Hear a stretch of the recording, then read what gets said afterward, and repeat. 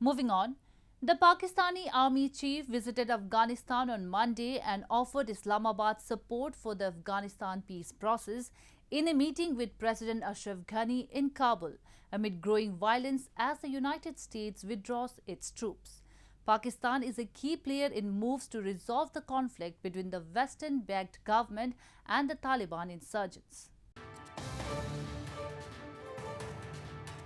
Pakistan's Army Chief General Qamar Javed Bajwa met Afghan President Ashraf Ghani on Monday, and both the leaders discussed bilateral relations and the peace process, among others.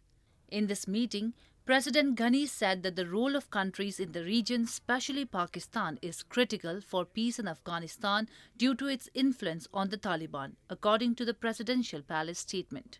Bajwa also met with Abdullah Abdullah, chairman of the High Council for National Reconciliation. Neighboring Pakistan is regarded as a key player in the Afghan peace process. In the past, Islamabad has been accused of harboring the insurgent Taliban, but in recent years, Washington and other Western powers have acknowledged its efforts to push militant group to take part in peace talks. The Taliban announced on Sunday that they would commit to a three-day ceasefire for the Islamic religious holiday of Eid later this week.